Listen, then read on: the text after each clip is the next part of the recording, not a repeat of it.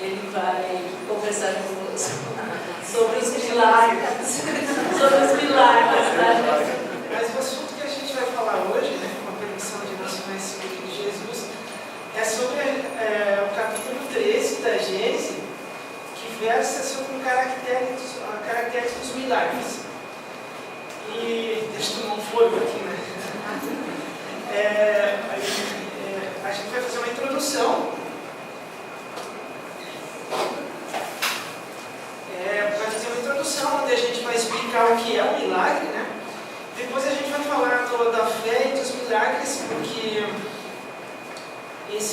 são dois assuntos que estão intimamente ligados, né?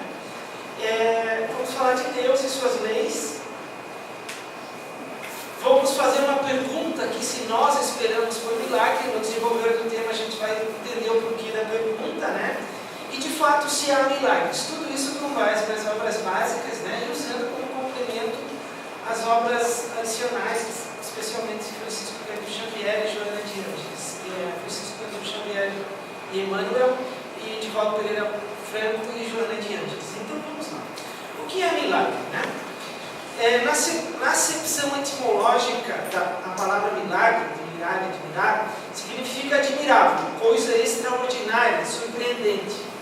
A academia definiu-a deste modo: um ato do poder divino contrário às leis da natureza conhecidas. Ou seja, milagre seria uma derrogação das leis. O conceito de milagre seria Deus, nosso Pai, agir contra as leis naturais, as leis da natureza, as leis estabelecidas por Ele próprio. Na acepção usual, essa palavra perdeu, como tantas outras, a significação primitiva. De geral, o que era se tornou de aplicação restrita a uma ordem particular de fatos. No entender das massas, um milagre implica a ideia de um fato extranatural, ou seja, alguma coisa que está além do que a natureza explica, o que está além do que está íncito nas leis naturais. No sentido teológico, é uma derrogação das leis da natureza, por meio da qual Deus manifesta o seu poder. Como se Deus precisasse, né, fazer alguma coisa de extraordinário nessa altura do nosso desenvolvimento humano para que nós acreditássemos nele. Diria eu até que, se ele o fizesse, muitas pessoas não modificariam a sua condição de crença, né? As pessoas não vão mudar o fato de crerem ou não em Deus e em suas leis simplesmente porque algo de maravilhoso aconteça. Tal com efeito a acepção vulgar que se tornou um sentido próprio e assim por diante. Então vamos em frente aqui, que agora eu tenho que fazer um milagre no tempo aqui, né? Isso tudo que eu estou lendo aqui, gente, eu tirei do livro da Gênesis, que faz parte do Pentateuco Espírita, do Pentateuco Kardeciano, né, que são a base da doutrina espírita. Um dos caracteres dos milagres, propriamente dito, é o ser inexplicável, por isso mesmo que se realiza com a exclusão das leis naturais. É tanto essa ideia que se lhe associa que, se um fato milagroso vem a encontrar a explicação, se diz que já não constitui milagre, por muito espantoso que seja. Voltemos um pouco no tempo, voltemos bastante no tempo, 100 anos atrás, 1915, e a gente pegar um aparelhinho desse na mão e falar com alguém que está lá do outro lado do mundo, lá na China. Em algumas comunidades, certamente seria tomada como um milagre, uma caixinha milagrosa que permite que as pessoas falem, né, de um canto do mundo para o outro. Mas assim que fosse explicado que são ondas de rádio, que conseguem se comunicar, né, à distância, blá blá blá, deixaria de ser um milagre. Porque para ser um milagre, conforme está aqui em Gênesis, é preciso que seja algo extranatural, que não tenha explicação científica, que não tenha explicação nenhuma. Então, hoje para nós não é milagre, mas talvez há 100 anos atrás fosse isso um milagre.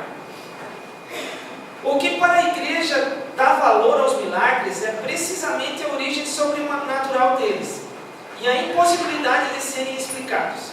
Ela se firmou tão bem sobre esse ponto que o assimilar esses milagres aos fenômenos da natureza constitui para ela uma heresia, um atentado contra a fé. Tanto assim que excomungou e até queimou muita gente por não ter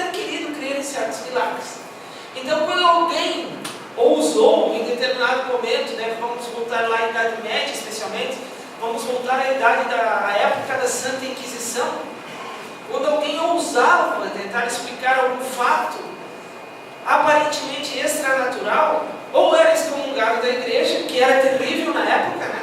Significava deixar de fazer parte da sociedade, ou até era queimado em fogueiras, né? E não pensemos nós que fomos queimados, porque talvez tenhamos sido nós os queimadores dos outros, né? Porque é muito fácil pensar agora, né, que a gente veste a roupa de santo, né, e que a gente tenha sido queimado nas fogueiras da Santa Inquisição. Mas talvez muitos de nós, né, tenhamos sido os que acenderam a pilha lá, que acenderam as fogueiras. E hoje, então, estamos resgatando as nossas faltas do passado. Mas veja, não podia se agir contra essas questões de milagres, não podia se dizer contra os milagres e tentar explicar alguma coisa. Por quê? Porque a igreja estava fundamentada em cima disso. Estava fundamentada no medo que inspirava alguns fatos e que nós não conseguimos compreender. E aí, fundamentado nesse medo, nós vou usar uma gíria aqui para não encontrar a palavra melhor, mas nós não saímos da linha, né? Porque a gente ficava com medo do que estava acontecendo. Mas chegou um ponto que as coisas passaram a ser explicadas. O Cristo Jesus, né, nosso mestre querido, quando aqui esteve há aproximadamente 2000 anos, ele disse que naquele momento ele não poderia explicar para nós as coisas como realmente eram. Ele tinha que falar em parábolas, porque nós não tínhamos condição psíquica e nem científica, não tínhamos conhecimento para poder entender as coisas como de fato são. Mas ele nos falou também, nosso mestre querido Jesus, que chegaria um momento em que o Consolador prometido viria e tiraria de vez o véu de sobre todas as coisas. Então nós tivemos aí aproximadamente um século e meio atrás o advento da doutrina espírita, né? Kardec, a partir do ensino dos espíritos, compilou as 5 obras básicas que hoje são o fundamento da doutrina espírita. E a doutrina espírita diz o seguinte, que pode até ser que a gente não compreenda alguma coisa, mas não significa que o fato de não compreendermos não existe uma explicação. Com o tempo nós teremos a explicação disso. Mas que para tudo existe uma explicação. E ela veio então a explicar para nós como funciona a vida, né? Como diz no livro do Evangelho, por exemplo, veio abrir a lápide dos túmulos, né? E mostrar através da reencarnação que nós estamos num processo de evolução e que a cada existência terrena a gente vai crescendo um pouco mais e vai aprendendo mais coisas. E o que isso tudo tem a ver com milagres? Bom, se o milagre está fundamentado em coisas extranaturais, está fundamentado em coisas maravilhosas as quais não temos explicações e dizemos então que não existe explicação, então aí já fica uma pulga atrás da orelha. Será que existe milagre realmente? Isso que nós vamos ver no desenvolvimento aqui da nossa fala. A fé e os milagres. Esse texto eu tirei do livro Jesus e o Evangelho à luz da psicologia profunda, que faz parte da série psicológica de Joana de Ângeles, psicografada por Divaldo Pereira Franco. E sobre a fé, Joana de Ângeles, esse espírito maravilhoso que nos traz tanto conhecimento, fala o seguinte: a fé expressa-se mediante a confiança que o espírito adquire em torno de algo. Apresenta-se natural e adquirida. No primeiro caso, é espontânea, simples, destituída de reflexão ou de exigência racional, característica normal do ser humano. A maioria de nós, né? E a gente vincula muito a questão da fé aos milagres, né? Então a pessoa teve fé e o milagre aconteceu. Não, a pessoa teve fé realmente. Ela movimentou energias e alguma coisa especial, porém não miraculosa, aconteceu. Mas essa fé natural, ela é uma fé que ela está destituída do raciocínio lógico. Então a gente cai naquela situação de vai chover porque Deus quer, vai fazer sol porque Deus quer. Nós estamos vivendo uma seca enorme ou uma inundação enorme porque Deus quer. Não tenho dúvida, Deus quer, porque está íncito nas suas leis. Não tenho dúvida de que tudo que existe, absolutamente tudo que existe, é feito e é sustentado por Deus. Mas ele criou leis que nós vamos ver na sequência aqui. Então, se nós vivemos momentos de seca extrema, ou de inundações extremas, como aqui no sul, agora a gente está vivendo momentos aí, a gente vê não só no Brasil, em outros países, inundações enormes, né? É porque em algum momento a gente causou um desequilíbrio à natureza, e conforme as leis naturais, conforme as leis de Deus, a natureza tentando se reequilibrar, está chovendo mais aqui e está chovendo menos no Nordeste. Mas não tenha dúvida que é o responsável por isso tudo, que somos nós que causamos os desequilíbrios que não deveríamos causar, que deveríamos viver em harmonia. Então veja, não tem nada de miraculoso aí, e nem de extranatural. Tem sim um desequilíbrio causado por nós mesmos. E diante da lei de ação e reação, ou causa e efeito, estamos colhendo os frutos das sementes que plantamos. Na segunda acepção, que é a fé adquirida, é a conquista do pensamento que elabora razões para estabelecer os seus parâmetros e manifestar-se. Eu leio devagar, porque Joana de Ângeles escreve, às vezes requer a gente pensar um pouquinho mais. A gente tem que voltar e reler, né? Então, conquista do pensamento que elabora razões para estabelecer os seus parâmetros e manifestar-se. Ou seja, nós pensamos, entendemos e estabelecemos alguns parâmetros que permitem que a gente acredite ou deixe de acreditar em alguma coisa. Robustece com a experiência dos fatos, tornando-se base dos comportamentos lógicos e das realizações significativas do pensamento e da experiência humana. Vou tomar como exemplo aquilo que eu estava falando a respeito do clima. Eu posso simplesmente olhar para cima e dizer, é assim porque Deus quer, de novo, né? É lógico que é assim porque Deus quer, mas tem que entender essa lei natural, essa lei de nosso Pai, que determina por que chove ou por que não chove, que é o segundo caso aqui. Então eu passo a ter fé em Deus, fundamentada na compreensão que eu tenho das coisas. Porque se eu não compreendo as coisas, e eu de repente me ajoelho aqui e rogo a Deus, que sei lá, um amigo que esteja com uma doença terminal melhore e saia de novo andando, e isso não acontece porque íncito na lei, motivado por algum desarranjo psíquico, por algum erro cometido no passado por esse irmão, ele tem que passar por aqueles momentos de sofrimento e ele desencarna, e a minha fé é a fé que não tem um fundamento lógico. O que vai acontecer? Deus não existe, porque senão meu amigo não teria desencarnado, percebe? Agora, se eu estudo a psique humana, se eu estudo lá as obras básicas, André Luiz, Joana de Ângeles, Camille Flammarion, Leon Denis, esses autores maravilhosos que a gente tem pelo caminho aí, né? E aí eu compreendo que aquele irmão desencarnou porque era necessidade dele ter que passar por aquele momento. Pronto, a minha fé fica até mais robusta, porque aí eu rezo para que ele siga o seu caminho. Percebem a diferença? Uma me mantém forte e a outra espera por milagres, que seria uma derrogação das leis. Por isso trouxemos a questão da fé aqui, porque ela está intimamente. E quantas vezes nós fazemos isso? Até porque aqui tem um dos itens, o item 4 do que a gente trouxe aqui, que é: será que nós esperamos por milagre? Fique com essa questão na cabeça, já vamos discutir sobre isso. Então, a fé e os milagres, né? Eu vou pular algumas coisas aqui, porque o relógio não vai me ajudar hoje. Bom, se milagre é uma derrogação das leis, se na esperança daqueles que não compreendem Deus, nosso Pai, né? Mesmo que um pouco só, como nós tentamos aqui compreender, né? Você não compreende nada e fica esperando aquela fé cega, né? Para que se derrogue alguma lei.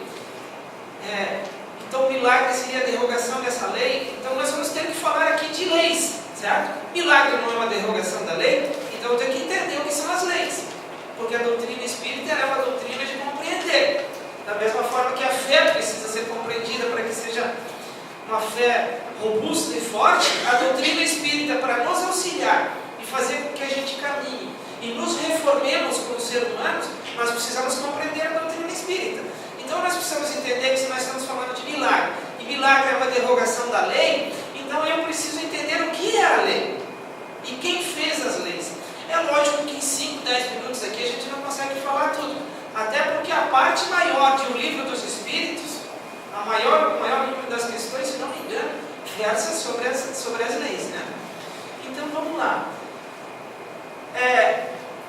Primeiro vamos entender quem fez as leis. E na primeira questão do primeiro livro que Kardec compilou a partir dos ensinos dos Espíritos, ele pergunta: que é Deus? Essa é a questão primeira de O Livro dos Espíritos. E veja que ele não perguntou o que é Deus e nem quem é Deus. Ele perguntou simplesmente que é Deus, para que a gente rompa com a ideia de um Deus uninal, do velhinho de barba branca que fique sentado em cima de uma nuvem, né? Nos castigando, ou nos premiando, ou fazendo milagre, para que a vida caminhe mais fácil para nós. E nem o que para fugir da ideia de um objeto. Então ele simplesmente pergunta: que é Deus?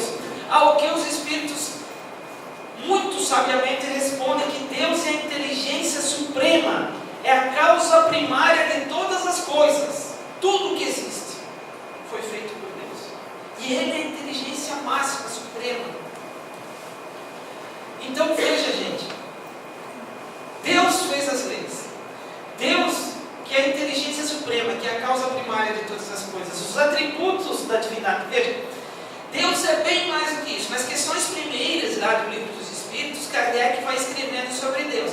E chega num ponto que ele diz o seguinte: isso por ora é o que nós conseguimos compreender de Deus. Porque a nossa inteligência ainda limitada não permite que a gente entenda na sua plenitude quem é Deus, né? Porque só entende a Deus na sua plenitude os espíritos crísticos, os espíritos que atingiram o máximo da evolução possível à criatura, os que podem e têm capacidade intelectiva e moral para compreender Deus na sua totalidade. Então nós, por hora, entendemos o que está nas primeiras questões ali de O Livro dos Espíritos. Os atributos da divindade. Deus é eterno. Bom, aí a gente já começa a compreender a nossa pequenez, né? Porque a gente até aceita a palavra eterno, mas a gente não tem a concepção clara e plena dela na nossa cabeça, porque eterno é algo que sempre existiu. Sempre existiu. Ele não teve um ponto inicial e nem vai ter um ponto final. Percebe a dificuldade disso na nossa cabeça? Poxa, Deus sempre existiu. Ele não teve um começo e não vai ter um fim. A gente já fica assim meio doido com isso, né? Então, é a nossa pequenez, a nossa incapacidade de compreender. Por isso só os espíritos crísticos, como Cristo Jesus, conseguem compreender Deus na sua plenitude. Ele é imutável. Imagine que se Deus fosse, se ele mudasse, né? As leis que regem o universo mudariam também. Então agora a luz faz claridade. Daí a luz, Deus mudou. Então agora a luz pode fazer escuridão e não mais claridade. Então não tem sentido. Deus é eterno, Deus é imutável, Deus é imaterial. Por isso não é o que é Deus, é simplesmente que é Deus, porque Deus não é material. Ele é único.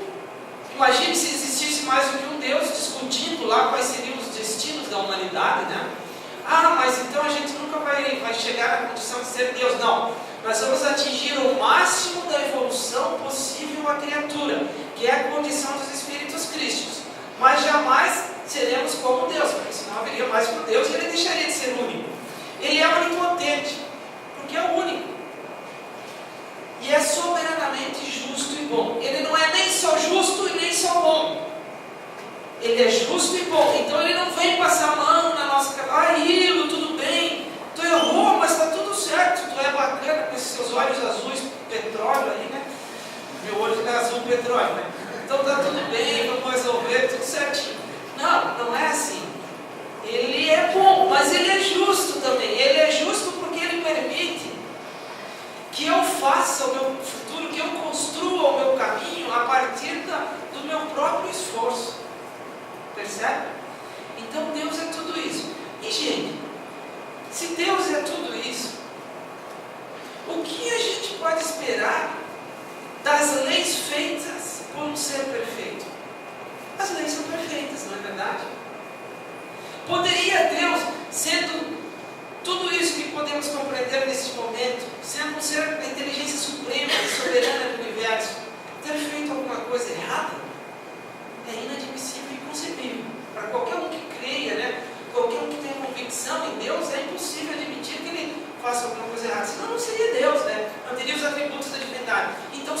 leis são perfeitas. O que se deve entender por lei natural é a questão 614 do Livro dos Espíritos. A lei natural é a lei de Deus. É a única verdadeira para a felicidade do homem. Indica-lhe o que deve fazer ou deixar de fazer. E ele só é infeliz quando dela se afasta. Olha só. Milagre é uma ideia de Deus derrogar as suas leis. E as suas leis são perfeitas, porque Ele é perfeito. E elas são as únicas e verdadeiras. As leis humanas, elas são mutáveis. Por que elas são mutáveis? Porque elas não são perfeitas. Pasmem, né? Mas, por os que são mais jovens, que nem eu, né? 18 anos aqui, mas até algum tempo atrás, 20, 30 anos atrás, era permitido, e desculpem eu falar de uma coisa tão agressiva aqui assim, né? Mas era permitido se matar em legítima defesa da honra. O homem podia bater e fazer o que quisesse com a mulher em legítima defesa da honra. Querem grosseria maior do que essa, né?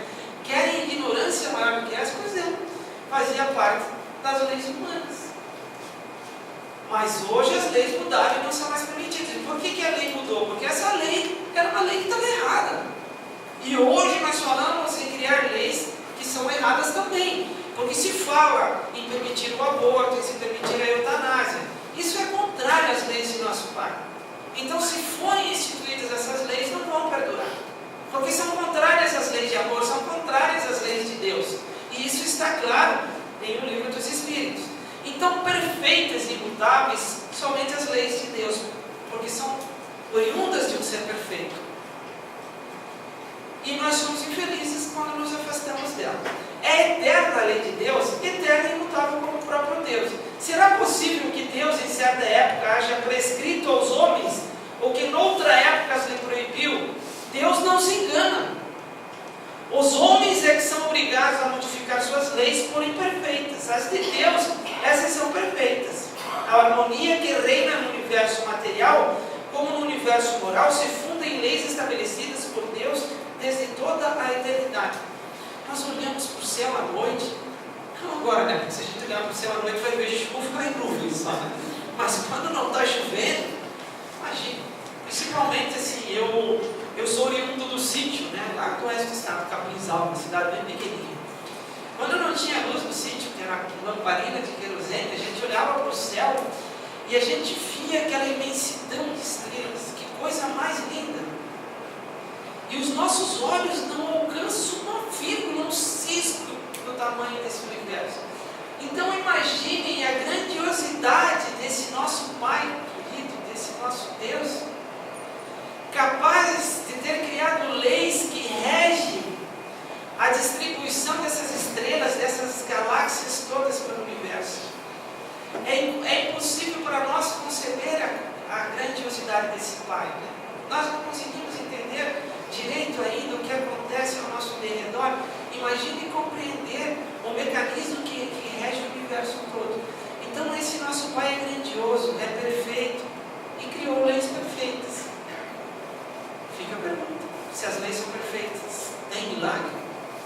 E nós esperamos por milagres? Vamos em frente, né?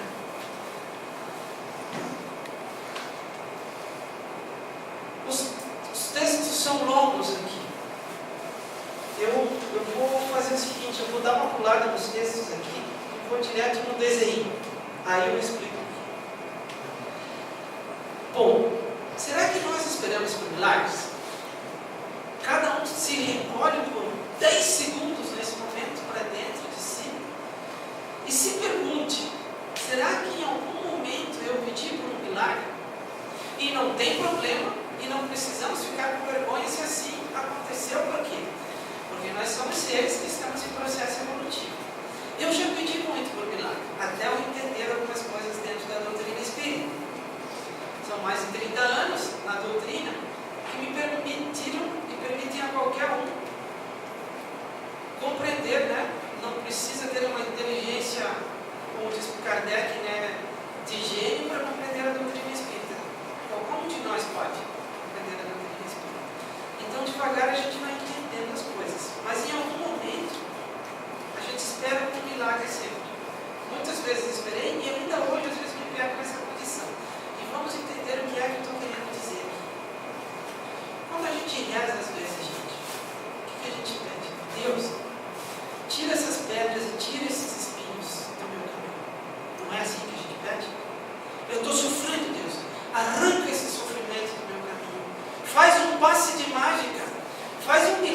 Deus e arranca isso do meu caminho. Então, veja, a gente sempre pede por milagre.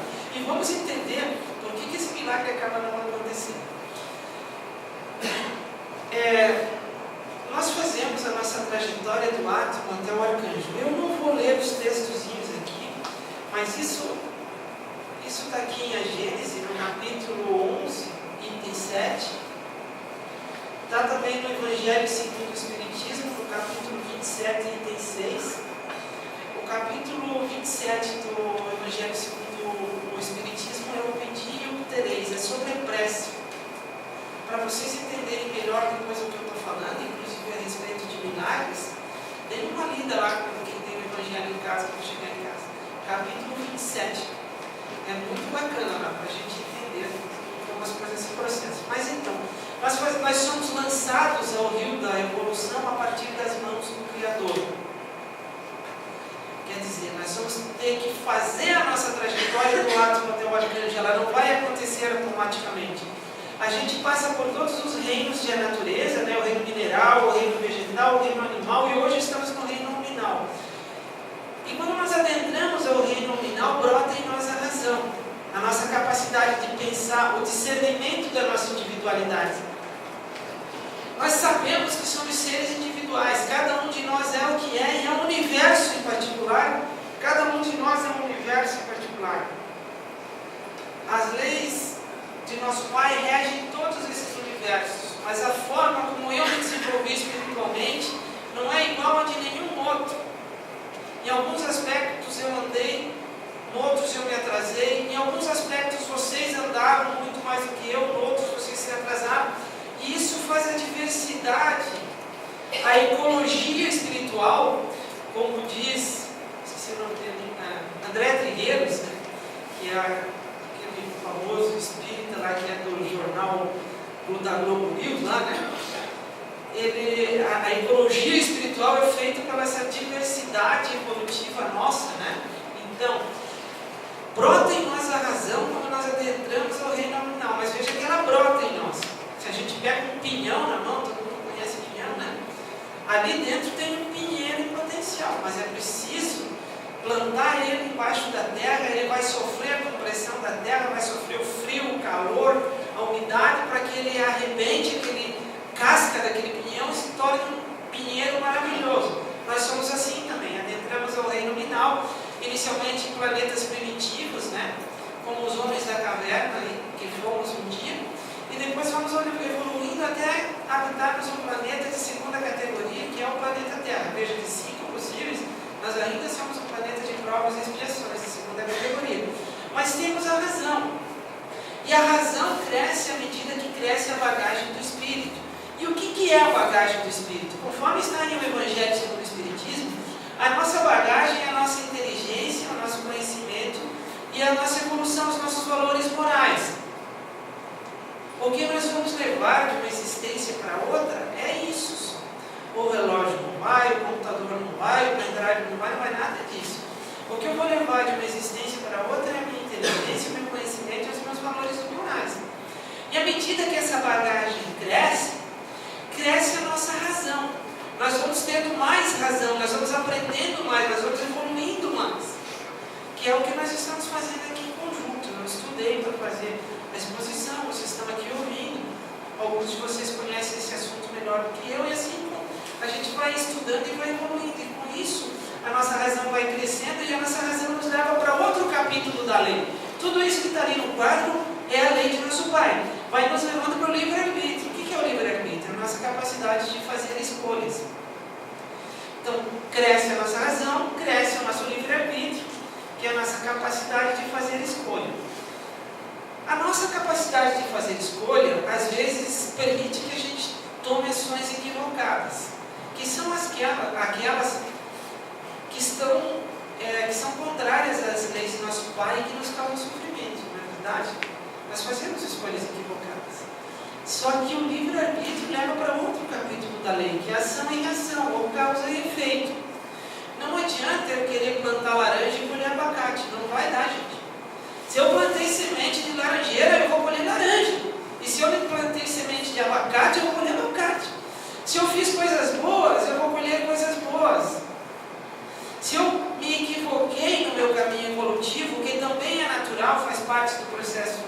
aprendizado, ninguém precisa ter vergonha disso. É óbvio que eu vou ter que colher frutos amargos, não por castigo, porque Deus nem premia e nem castiga.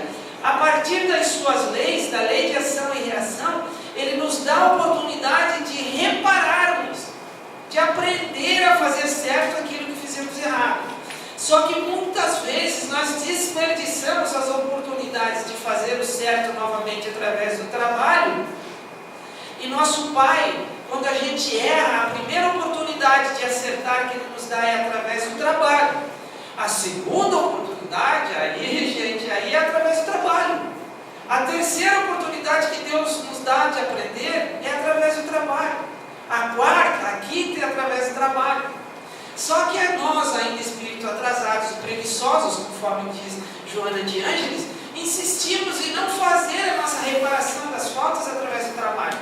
Aí vem uma professora que ela nunca erra, uma professora que é muito esperta e que nos arranca da ilusão na qual vivemos. O nome dessa professora é dor. Porque a dor nos arranca da ilusão, não é verdade?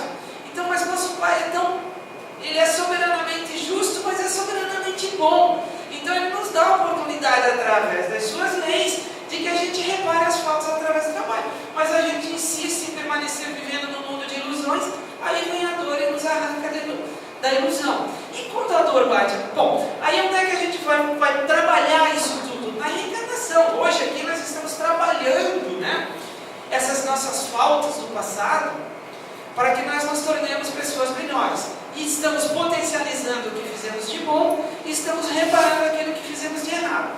Então eu volto lá para a questão, a pergunta que está lá, esperamos por milagres?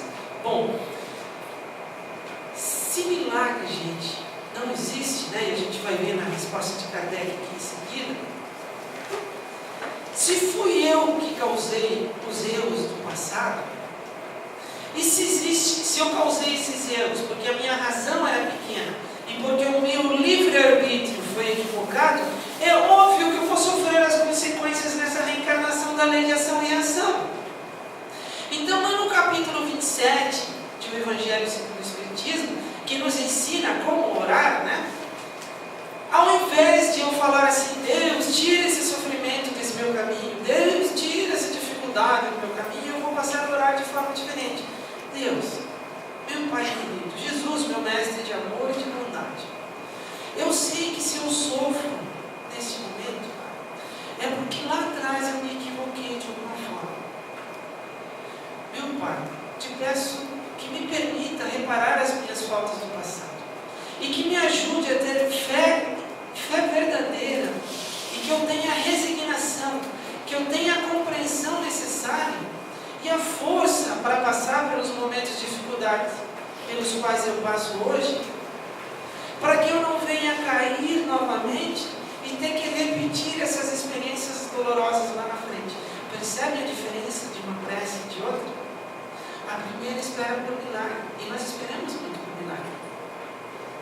A segunda, ela ensina a nós mesmos e pede a Deus que nos dê força de reparar aquilo que fizemos de errado, porque dessa forma nós vamos aprender e não vamos errar mais. Essa é a questão.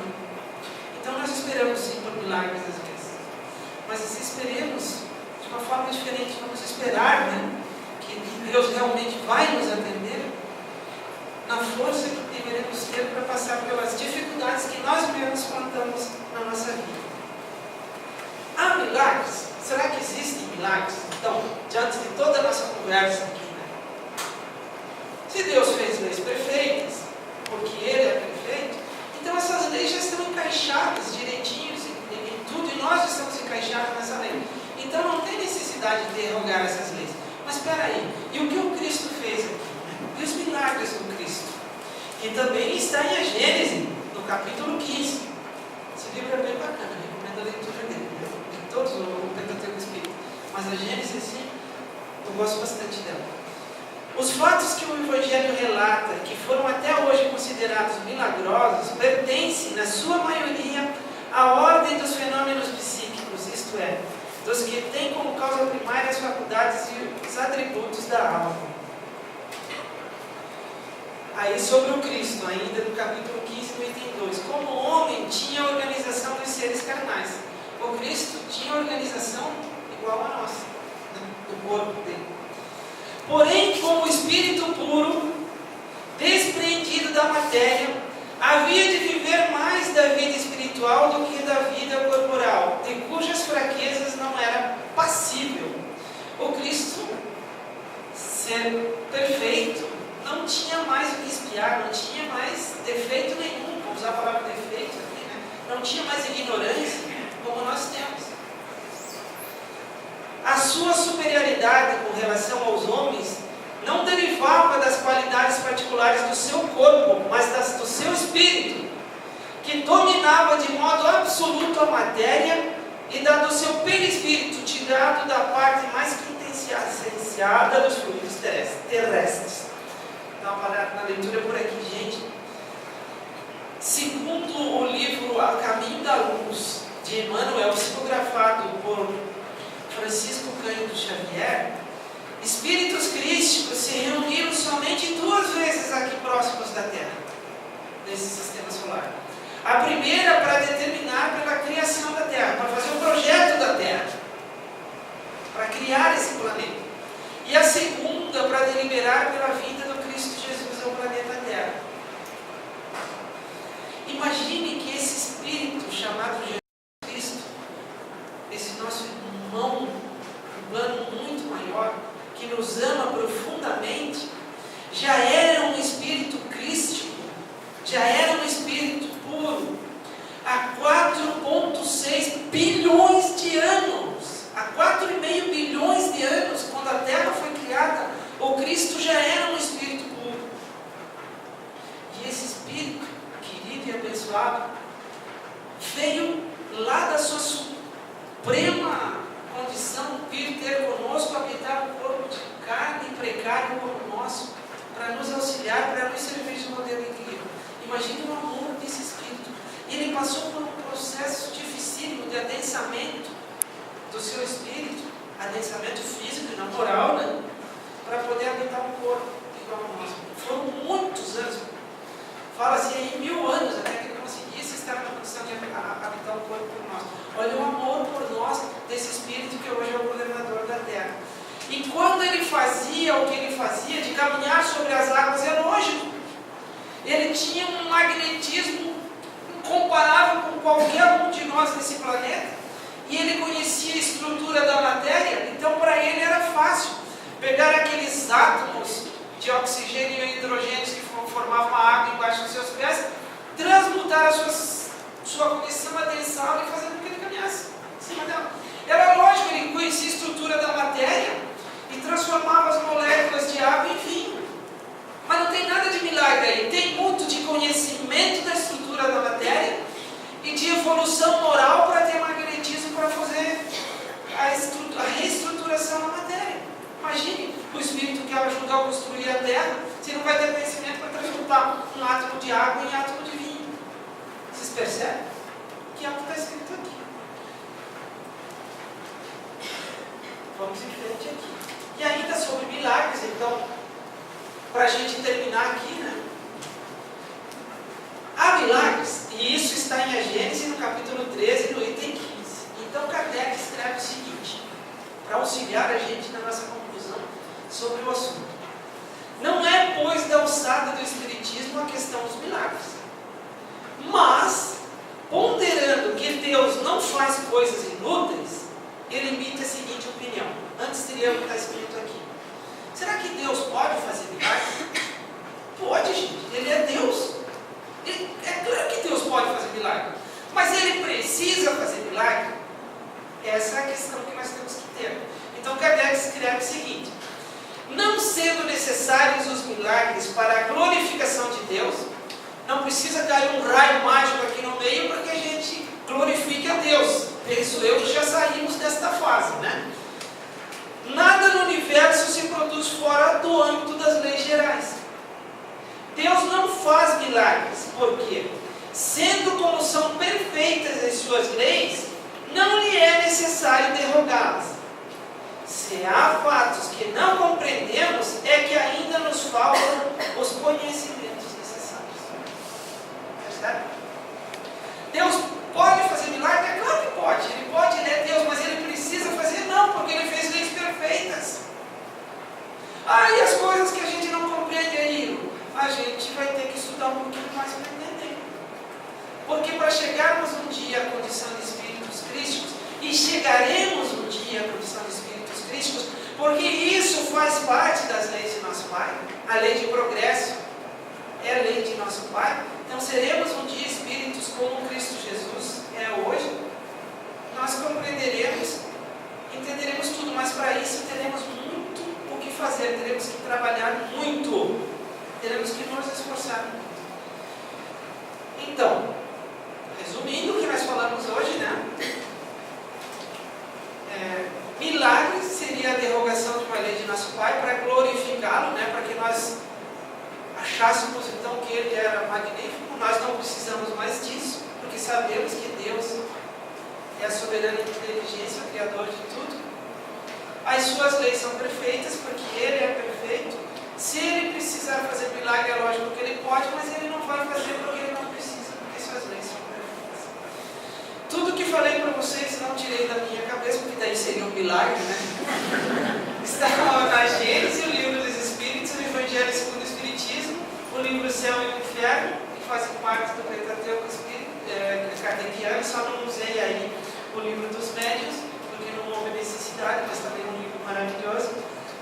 Usei Jesus e o Evangelho à luz da psicologia profunda, que faz parte da série psicológica de Joana de Ângeles, e citei, né, A Caminho da Luz, de Emmanuel e Francisco Cândido Xavier. Para quem quer entender aí sobre as raças adâmicas, né, que se fala muito, né, é interessante ler A Caminho da Luz. Gente, muito obrigado pela paciência de ter me ouvido. Me perdoem pelo atraso, mas realmente só um milagre para estar com a BR-101 hoje, né? Vou ter que voltar agora mais umas 4 horas voltando. Mas estou muito feliz de estar aqui, porque gosto muito de vir aqui. Que Deus, nosso Pai, que Jesus, nosso Mestre, de imenso amor, de imensa bondade, permita que o seu amor, a sua luz esteja em nossos corações e que nós retornarmos aos nossos lares, possamos levar conosco este amor e esta paz e dividir com todos os que lá se encontram. Muito obrigado a Deus, muito obrigado a Jesus, aos bons espíritos que nos auxiliam o tempo todo. E muito obrigado a vocês pela paciência de Nós aqui agradecemos ao Will por esse esforço, né? Quem sabe você ganhou um milagrezinho, né? Milagrezinho. Então, agradecemos pelo esforço, pela vontade de estar aqui conosco e estudarmos na tarde de